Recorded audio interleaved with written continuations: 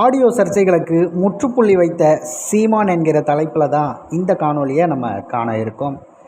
சமீபத்தில் இணையத்தில் மிக வைரலாக பரவிக்கிட்டு இருந்தது நாம் தமிழர் கட்சியுடைய அண்ணன் சீமான் அவர்கள் பேசிய ஆடியோக்கள். அதில் பல பேரை அவர் தரக்குறைவாக பேசியதாக சித்தரித்து ஆடியோக்களை வெளியிட்டு அதை பார்த்திங்கன்னா பரப்பியதன் மூலம் நாம் தமிழர் கட்சியை வீழ்த்திடலாம் அப்படிங்கிற ஒரு நோக்கத்தோடு செய்துட்டு வந்தாங்க. அந்த நிகழ்வுக்கு பெருமளவுக்கு கூட நேரம் எடுத்துக்கொள்ளாமல் அண்ணன் சீமான் அவர்கள் ஒரு 30 வினாடிகளில் பதில் சொல்லியிருந்தார். இது எதற்காக அவர் இதை பற்றி பேசணுங்கிறதுக்காக பேசியிருந்தாரான்னு கேட்டால் கிடையாது. அவர் பேசியது நாளை நாம் தமிழர் கட்சி முன்னெடுக்க போகிற அந்த போராட்டத்திற்காக முழுவதுமாக கிட்டத்தட்ட ஒரு 7-8 நிமிடங்கள் கிட்ட அனைவரும் இப்போ என்னால் அந்த போராட்டத்தில் கலந்து கொள்ள முடியாத ஒரு சூழலில் நான் இருக்கேன், ஆனால் நீங்கள் சிறப்பாக அதை முன்னெடுக்கணும் அப்படிங்கிறத பதிவு செய்துட்டு அது பேசுகிற அதே நேரத்தில் மக்களுக்கு இருக்கிற அவ்வளவு பிரச்சனைகளை பெரிதாக காட்டாமல் நேரடியாக யார் என்ன பேசினாங்க அப்படின்னு சொல்லிட்டு இந்த விஷயங்களையே பகிர்ந்துக்கிட்டு இருக்காங்கங்கிறத அண்ணன் சீமான் அவர்களே பதிவு செய்திருந்தார். சரி, அவர் பேசிய அந்த ஆடியோவை இணைச்சி விடுறேன், கேளுங்க.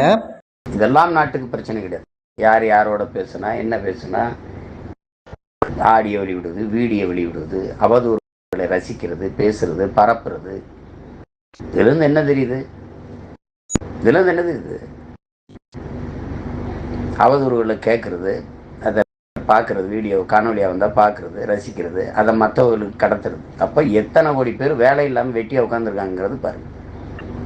சமூகத்தின் மனநிலை, மக்களின் உள்ள கிடங்கு எப்படி எதை நோக்கி நகர்ந்து கொண்டது போகுதுன்னு பாருங்கள்.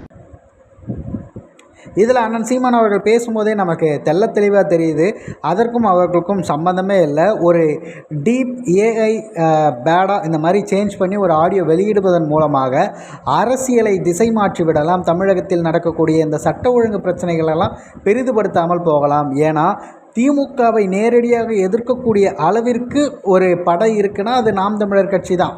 அதனால் அவர்களை முடக்கிவிடணும் என்கிற ஒரு நோக்கோடு தான் இந்த வேலையெல்லாம் செய்துக்கிட்டு வராங்க.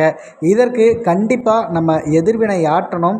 அதே நேரத்தில் கட்சியில் இருக்க பல பேரே நம்பிக்கை இழந்ததுன்னு போடுறதெல்லாம் பார்க்கும்போது ரொம்ப மன வருத்தமாக இருக்குது.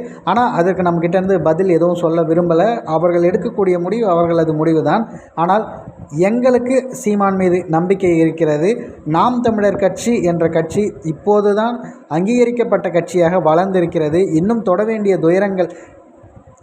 வேண்டிய தூரங்கள் எங்கோ இருக்கிறது. அதற்கான முன்னெடுப்பில் போய்கிட்டு இருக்கும்போது இந்த மாதிரியான ஏஐ ஆடியோக்கள் மூலம் கட்சியை வீழ்த்திடலாம்னு நினைக்கிற அளவிற்கு அந்த புத்தி திராவிடர்களுக்கு வேலை செய்யுதுங்கிறது தான் மிக முக்கியமான விஷயமாக பார்க்கப்படுகிறது. அண்ணன் சீமான் அவர்கள் இது குறித்து பேசியிருக்க இந்த நிகழ்வை பற்றி நீங்கள் நினைக்கிறது என்ன அப்படிங்கிறதையும் கமெண்ட் பாக்ஸில் பதிவு பண்ணிடுங்க.